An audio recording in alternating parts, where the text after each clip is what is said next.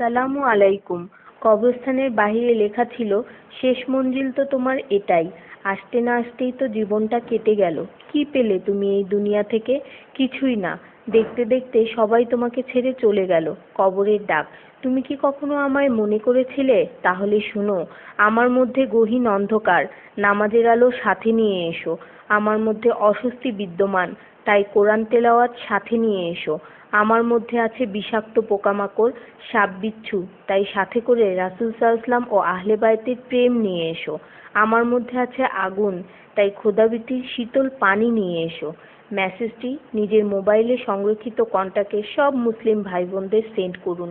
কে জানে, হয়তো কেউ আমল করাতে আপনারও গুনাহ মাফ হয়ে যেতে পারে।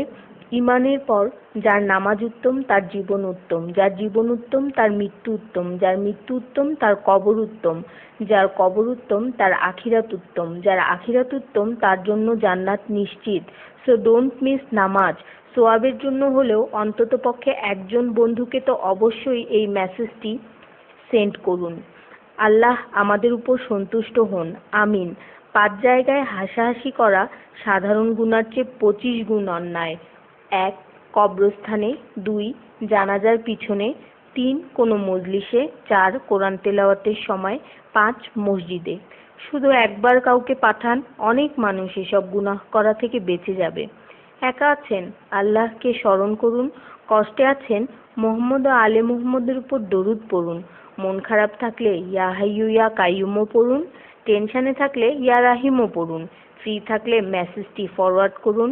হে আল্লাহ, আমার উপর এবং তোমার নবীর উম্মতের সকল সদস্যদের উপর তোমার রহমত বর্ষণ করো, আমিন।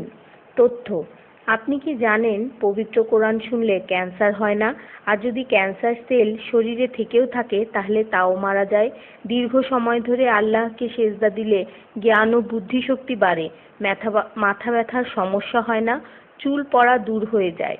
এই মেসেজটি ফরওয়ার্ড করতে শয়তান আপনাকে বাধা দিবে, কিন্তু আপনি এটা হতে দিবেন না। আর সব কন্টাক্ট নাম্বারে সেন্ড করে দিন। কোরআন ও নবীর সুন্নত ও তার সম্মানিত সাহাবী এবং আহলে বাইতের অনুসরণ করুন।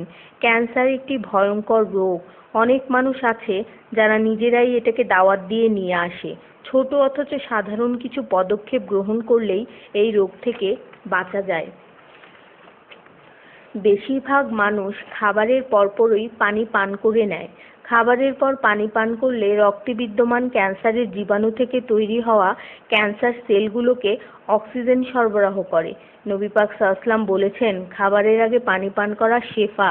খাবারের পরপরই পানি পান করা কলেরা রোগের কারণ, তাই সর্বোত্তম হলো খাবার শেষ করার কিছুক্ষণ পর পানি পান করা। তিনি আরো বলেছেন, 1 চিমটি লবণ খেয়ে খাবার শুরু করো আর 1 চিমটি লবণ দিয়ে খাবার শেষ করো। এ কথাগুলো তাদেরকেও জানিয়ে দিন যারা আপনার কাছে জীবনের চেয়েও প্রিয়। যদি কোনো ব্যক্তি ঘুমানোর সময় 21 বার বিসমিল্লাহির রহমানির রহিম পড়ে, আল্লাহ তখন ফেরেশতাদেরকে হুকুম দেন এই ব্যক্তির প্রতিটি নিঃশ্বাসের বদলে নেকি লেখা হোক। আপনার মোবাইলে যত নাম্বার সেভ করা আছে তাদের সবাইকে এটা ফরওয়ার্ড করুন, আর তখন দেখবেন কত মানুষ আপনার কারণে বিসমিল্লাহ পড়ছে। শেফা আর শেফা। রোজ একটা করে আপেল, নো ডক্টর। রোজ 4টা বাদাম, নো ক্যান্সার। রোজ একটা লেবু, নো ফ্যাট। রোজ 1 glass milk, no bones problem. রোজ 12 গ্লাস পানি, নো স্কিন প্রবলেম। রোজ 4টা খেজুর, নো উইকনেস। রোজ 5 ওয়াক্ত নামাজ, নো টেনশন। রোজ কোরআন অর্থসহ তেলাওয়াত, হ্যাপি অ্যান্ড হ্যাপি।